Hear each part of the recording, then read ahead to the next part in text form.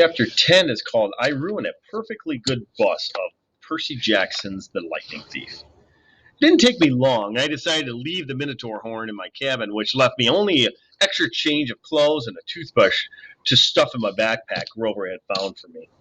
The camp store loaned me $100 in mortal money and 20 golden drachmas. These coins were as big as Girl Scout cookies and had images of various Greek gods stamped on one side and the Empire State Building on the other. The ancient mortal drachmas had been silver, Chiron told us, but Olympians never used less than pure gold.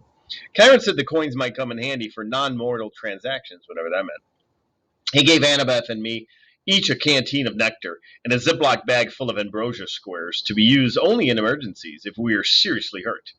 It was god food, Chiron reminded us. It would cure us of almost any injury, but it was lethal to mortals. Too much of it would make a half-blood very, very feverish.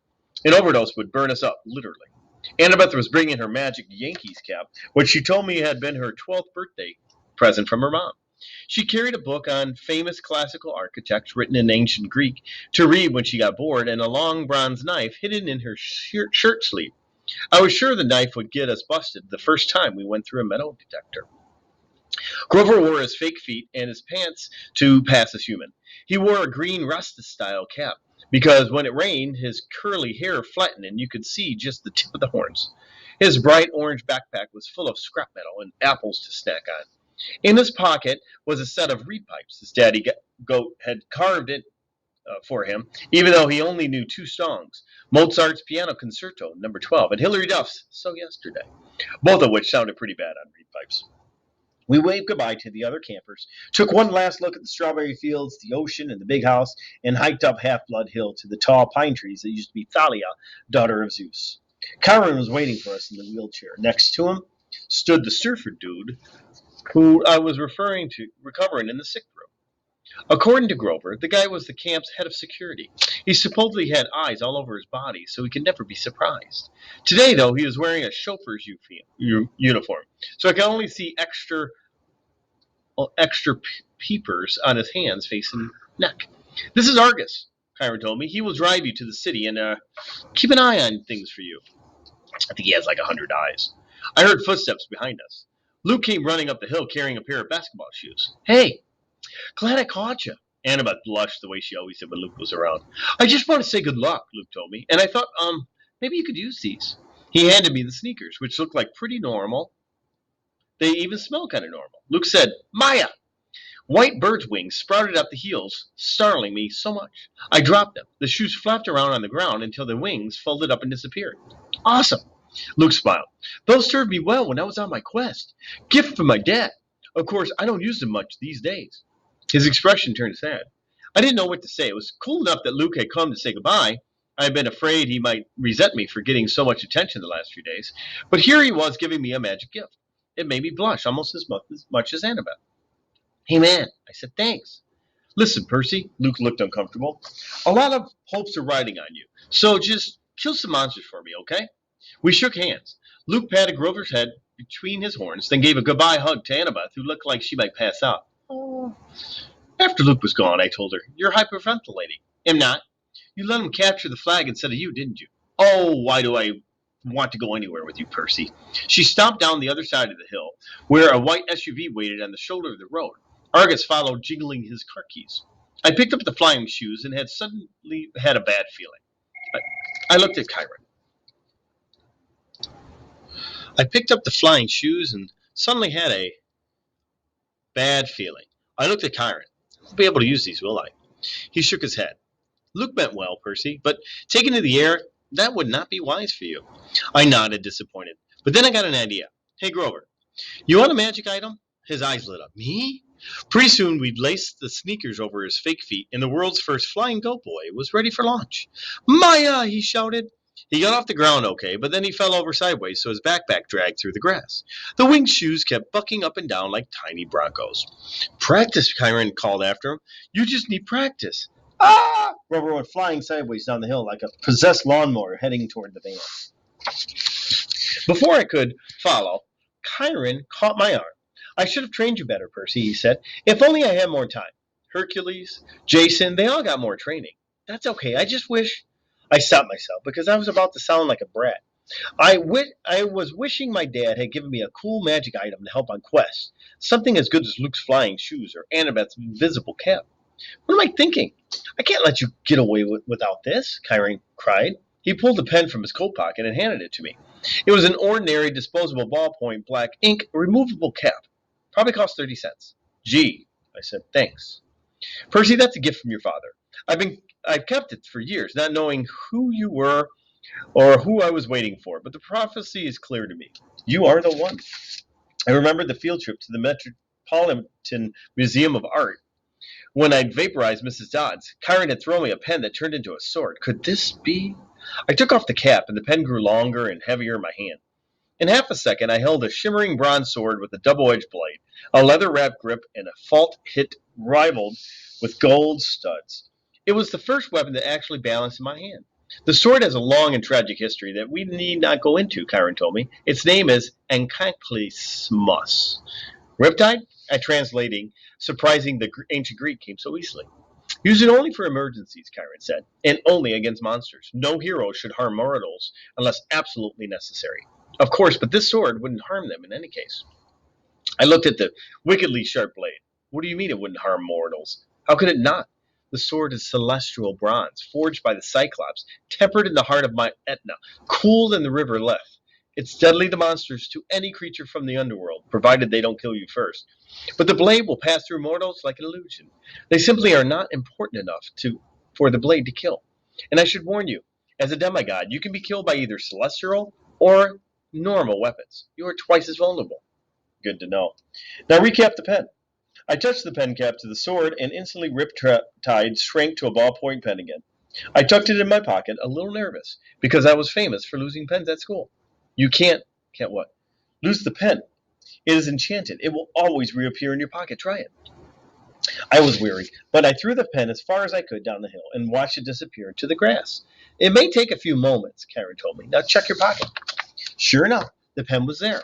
Okay, that's extremely cool, I admitted. But what if a mortal sees me pulling out a sword? Chiron smiled. Mist is a powerful thing, Percy. Mist? Yeah. Read the Iliad. It's full of references to that stuff. Whenever divine or monstrous elements mix with the mortal world, they generate mist, which obscures the vision of humans. You will see things just as they are, being half blood, but humans will interpret things quite differently. Remarkable, really, the lengths to which humans will go fit things into the version of reality. I put Riptide back into my pocket. For the first time, the quest felt real. It was actually leaving Half Blood Hill. I was heading west with no adult supervision, no backup plan, not even a cell phone.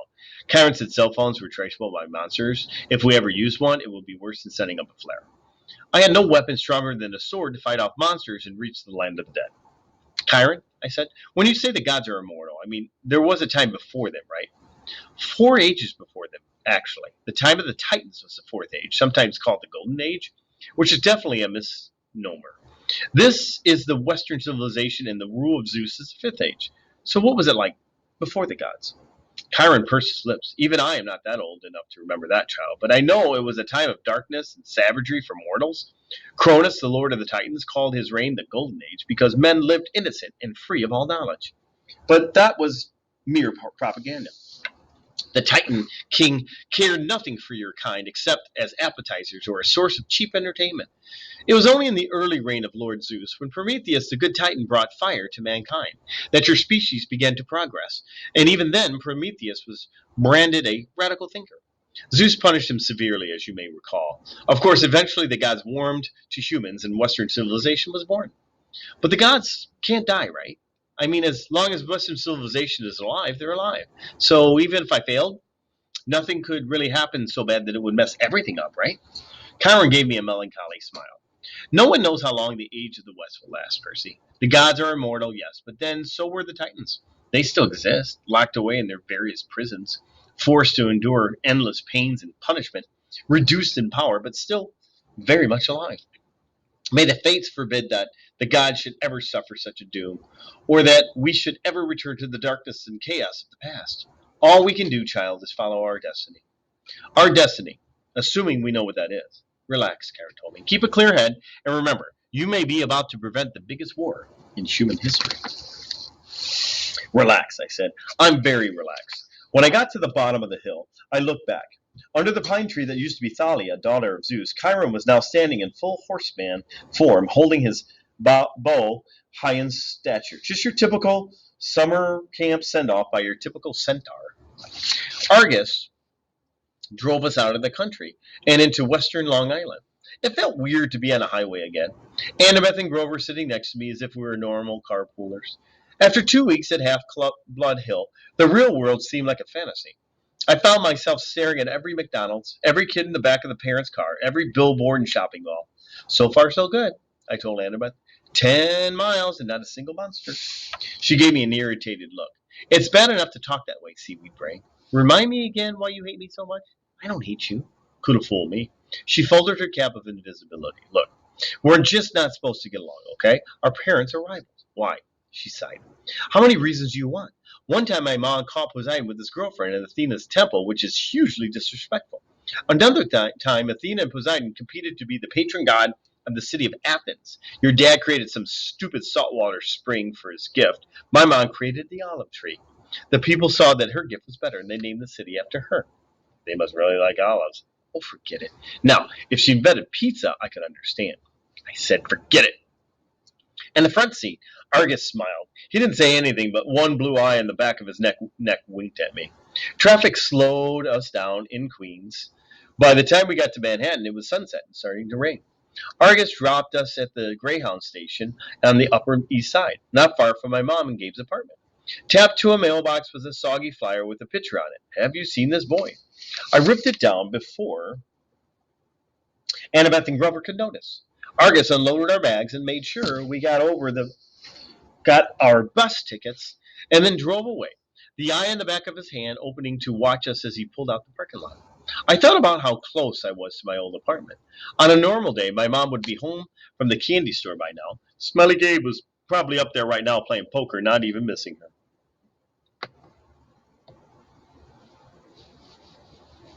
Grover shouldered his backpack. He gazed down the street in the direction I was looking. You want to know why she's married him, Percy? I stared at him. Were you reading my mind or something? Just your emotions, he shrugged. Guess I forgot to tell you satyrs can do that. You were thinking about your mom and your stepdad, right? I nodded, wondering what else Grover might have forgotten to have told me. Your mom married Gabe for you, Grover told me.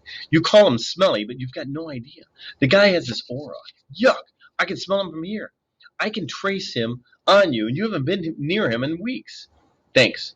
Where's the nearest shower? You should be grateful, Percy. Your stepfather smells so repulsively human, he could mask the presence of any demigod. As soon as I took a whiff inside his Camaro, I knew. Gabe had been covering your scent for years. If you hadn't lived with him every summer, you probably would have been found by a monster a long time ago. Your mom stayed with him to protect you. She was a smart lady. She must have loved you a lot to put up with that guy, if that makes you feel any better. It didn't, but I forced myself not to show it. I'll see her again, I thought. She isn't gone. I wonder if Grover could still read my emotions, mixed up as they were. I was glad he and Annabeth were with me, but I felt guilty that I hadn't been straight with them. I hadn't told them the real reason I'd said yes to this crazy quest. The truth was, I didn't care about retrieving Zeus's lightning bolt, or saving the world, or even helping my father out of trouble. The more I thought about it, I resented Poseidon for never visiting me, never helping my mom, or even sending a lousy child support check. He'd only claimed me because he needed a job done.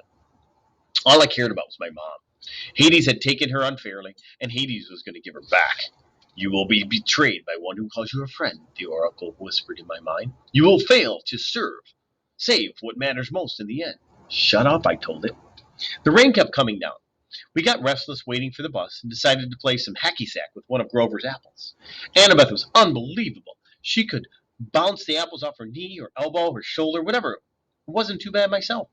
The game ended when I tossed the apple toward Grover, and it got too close to his mouth. In one mega gulp bite, our hacky sack disappeared, coursed him and all. Grover blushed. He tried to apologize, but Annabeth and I were too busy cracking up. Finally, the bus came. As we stood in line to board, Grover started looking around, sniffing the air like he smelled his favorite school cafeteria delicacy, enchiladas. What is it? I asked. I don't know, he said tensely. Maybe it's nothing.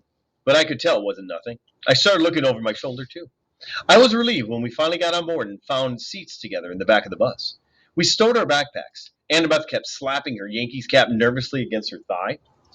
As the last passengers got on, Annabeth champed her hand on my knee. Percy. An old lady had just boarded the bus. She wore a crumpled velvet dress, lace gloves, and a shapeless orange knit that had shadowed her face, and she carried a big paisley purse. When she tilted her head up, her black eyes glinted, and my heart skipped a beat. It was Mrs. Dodds. Older, more withered, but definitely the same evil face. I scrunched down in my seat. Behind her came two more old ladies, one in a green hat, one in a purple hat. Otherwise, they looked just like Mrs. Dodds. Same gnarled hands, paisley handbags, wrinkled velvet dresses, triplet demon grandmothers. They sat in the front row, right behind the driver. The two on the aisle crossed their legs over the walkway, making an X. It was casual enough, but it sent a clear message. Nobody leaves. The bus pulled out at the station, and we headed through the slick streets of Manhattan. She didn't stay dead long, I said, trying to keep my voice from quivering. I thought you said they could be dispelled for a lifetime. I said, if you're lucky. You're obviously not. All three of them, Grover said. Dia mortalis. It's okay, Annabeth said, obviously thinking hard. The Furies, the three worst monsters from the underworld. No problem. No problem. We'll just slip out the window. They don't open, Grover moaned. A back exit? There wasn't one. Even if there had been, it wouldn't have helped. By that time, we were on Ninth Avenue heading towards the Lincoln Tunnel. They won't attack us with witnesses around, I said. Will they? Mortals don't have good eyes. Annabeth reminded me their brains can only process what they see in the mist. They'll see three old ladies killing us, won't they? She thought about it. Hard to say. But we can't count on mortals for help. Maybe an emergency exit in the roof? We hit the Lincoln Tunnel, and the bus went dark except for the running lights down the aisle. It was eerily quiet without the sound of the rain. Mrs. Dodds got up. In a flat voice, as if she rehearsed it, she announced to the whole bus, I need to use the restroom. So do I, said the second sister. So do I, said the third sister. They all started going down the aisle. I've got it. Percy, take my hat. What? You're the only one they want. Turn invisible and go up the aisle. Let them pass you. Maybe you can get to the front and get away. But you guys, there's an outside chance they might not notice us, Annabeth said. You're son of the big three. Your smell might be overpowering. It just can't leave you. I can't leave you. Don't worry about us, Grover said. Go. My hands trembled. I felt like a coward, but I took the Yankees cap and put it on. When I looked down, my body wasn't there anymore. I started creeping up the aisle. I managed to get up 10 rows, then duck into an empty seat just as the Furies walked by us. Mrs. Dodd stopped, sniffing, and looked straight at me. My heart was pounding. Apparently, she didn't see anything. She and her sisters kept going. I was free. I made it to the front of the bus. We're almost through the Lincoln Tunnel now, and I was about to press the emergency stop button when I heard hideous wailing from the back row. The old ladies were not old ladies anymore. Their faces were still the same. I guess those couldn't get any uglier. But their bodies had shriveled into leathery brown hag bodies with bat wings and hands and feet like gargoyle claws. Their handbags turned into fiery whips. The Furies surrounded Grover and Annabeth, lashing their whips, hissing. Where is it? Where? The other people on the bus were screaming, cowering in their seats. They saw something, all right. He's not here. He's gone, Annabeth yelled. The Furies raised their whips. Annabeth drew her bronze knife. Grover grabbed a tin can from a snack and prepared to throw it. What I did next was so impulsive and dangerous, I shouldn't have been named ADHD poster child of the year. The bus driver was distracted, trying to see what was going on in the rearview mirror. Still invisible, I grabbed the wheel from him and jerked it to the left. Everybody howled as they were thrown to the right, and I heard what I hoped was the sound of three Furies smashing against the window. Hey! Hey, whoa! The driver yelled. We wrestled for the wheel. The bus slammed against the side of the tunnel, grinding metal, throwing sparks a mile behind us. We careened out of the Lincoln Tunnel and back to the rainstorm. People and monsters tossed around the bus. Cars plowed aside like bowling pins. Somehow the driver found an exit. We shot off the highway through half a dozen traffic lights and ended up barreling down one of those New Jersey rural roads where you can't believe there's so much nothing right next to the river from New York. There were woods to our left, the Hudson River to our right, and the driver seemed to be veering toward the river. Another great idea. I hit the emergency brake. The bus wailed, spun a full circle on the wet asphalt, and crashed into the trees. The emergency lights came on, the doors flew open, the bus driver was the first one out, the passengers yelling as they stampeded after him. I stepped into the driver's seat and let them pass. The Furies regained their balance. They lashed their whips at Annabeth while she waved her knife, and yelled in ancient Greek, telling them to get back, off. Grover threw tin cans. Here's a picture, kind of what we're seeing here, the Furies. I looked at the open doorway. I was free to go, but I couldn't leave my friends. I took the invisible cap. Hey! The Furies turned, baring their yellow fangs at me, and their exit suddenly seemed like an excellent idea. Mrs. Dodd stalked up the aisle, just as she used to do in class, about to deliver my F- math test. Every time she flicked her whip, red flames danced along the barbed leather. Her two ugly sisters hopped on top of the seats on either side of her and crawled toward me like huge, nasty lizards. Perseus Jackson, Mrs. Dodd said in an accent that was definitely from somewhere farther north than Georgia. You have offended the gods, and you shall die. I liked you better as a math teacher, I told her. She growled. Annabeth and Grover moved up behind her, the Furies cautiously looking for an opening. I took the ballpoint pen out of my pocket and uncapped it. Riptide elongated into a shivering double-edged sword. The Furies hesitated. Mrs. Dodds had felt Riptide's blade before. She obviously didn't like seeing it again. Submit now, and you will not suffer eternal torment. Nice try, I told her. Percy, look out! Annabeth cried. Mrs. Dodds lashed her whip around my sword hand, while the Furies on either side lunged at me. My hand felt like it was wrapped in molten lead, but I managed not to drop Riptide. I sucked the Fury on the left with its hilt, sending her toppling backward into the seat. I turned and sliced the Fury on the right. As soon as the blade connected with her neck, she screamed and exploded into dust. Annabeth got Mrs. Dodds in a wrestling hold and yanked her backward while Grover ripped the whip out of her hands. Ow! He yelled. Ow, hot, hot, hot. The Fury I'd hilt slammed against me, talons ready, but I swung Riptide and she broke open like a pinata. Mrs. Dodds was trying to get Annabeth off her back. She kicked, clawed, hissed, and bit, and Annabeth held on while Grover got Mrs. Dodds' legs tied up in her own whip. Finally, they both shoved her backwards to the aisle. Mrs. Dodds tried to get back up, but she didn't have room to flap her bat wings, and so she kept falling down. Zeus will destroy you. Hades will have your soul. Brachus, Mas, Balacas, I yelled. I wasn't sure where the Latin came from, but I think it meant, eat my pants. Thunder shook the bus. The hair rose on the back of my neck. Get out, Annabeth yelled at me. Now, I didn't need any encouragement. We rushed outside and found the other passengers wandering around in a daze, arguing with the driver, running around in circles, yelling, we're going to die. A Hawaiian shirt tourist with a camera snapped my photograph before I could recap my sword. Our bags! We left our boom! The windows of the bus exploded as the passengers ran for cover. Lightning shred a huge crater in the road, but an angry wail from outside told me Mrs. Dodds was not dead. Run! She's calling for reinforcements. We have to get out of here. We plunged into the woods as the rain poured down, the bus in flames behind us, and nothing but darkness in front of us.